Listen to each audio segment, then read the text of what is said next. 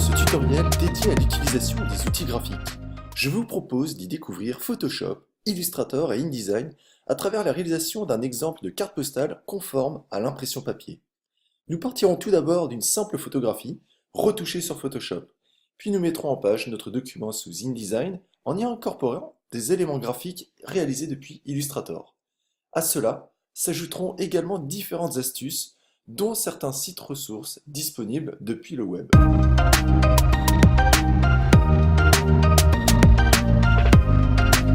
Pour un budget aussi limité, vous pouvez trouver un grand nombre d'imprimeurs sur Internet qui peuvent vous faire ce genre de produits.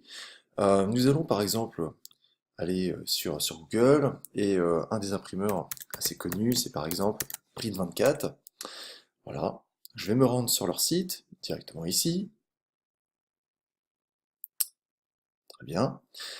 Et à partir de là, voilà, je peux venir ici sélectionner donc mon produit. Donc ici, je vais retrouver des flyers, des dépliants, mais j'ai également déjà des cartes postales qui sont préconfigurées. Donc je peux très bien les sélectionner ici. Je retrouve sur cet imprimeur également la possibilité de choisir le nombre de pages, bien sûr. Donc là, je retrouve ici 2 pages. Et ici même, le format. Donc vous avez plein de formats qui sont déjà prédéfinis, mais vous pouvez aussi choisir des formats un peu plus spécifiques, un peu plus spéciaux. Donc là, par exemple, nous, on va partir sur un format relativement standard, hein, du 105 par 210. Voilà. Et on peut choisir, bien sûr, ici, l'orientation de notre petite carte. Voilà. Ici, on retrouve la qualité du papier. Donc là, on est bien sur du 300 grammes par mètre carré, hein, ce qui est déjà une très bonne qualité, un papier bien épais. On retrouve ici même les couleurs aussi. Donc nous allons travailler, nous, en CMJN, hein, c'est ce qui correspond généralement à l'impression. Hein, je rappelle que pour les écrans, on utilise le mode colorimétrique RVB, mais pour de l'impression papier, on travaille toujours sur du CMJN. Nous en reparlerons tout à l'heure dans Photoshop notamment.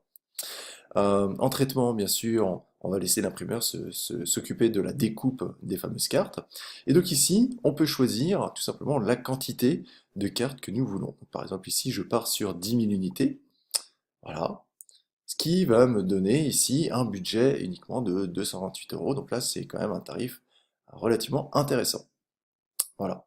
Donc, une fois qu'on est parti donc, sur le choix de notre produit, ce qui va être très intéressant, hein, que ce soit Print24 ou tous ces autres concurrents, ou même des imprimeurs locaux, ça va être de récupérer ici une fiche technique pour connaître précisément les dimensions de votre document, notamment dans InDesign. Donc ici, on va retrouver sur ce petit bouton la fiche technique qui nous présente ici donc la carte postale avec les dimensions bien précises, 210 par 105, et vous verrez également qu'il y a d'autres dimensions très importantes à garder en mémoire, comme par exemple ici les marges de sécurité, où il nous indique précisément mettre les textes et les images à 1,5 mm du bord. Et enfin, on a ici ce qu'on appelle le fameux fond perdu.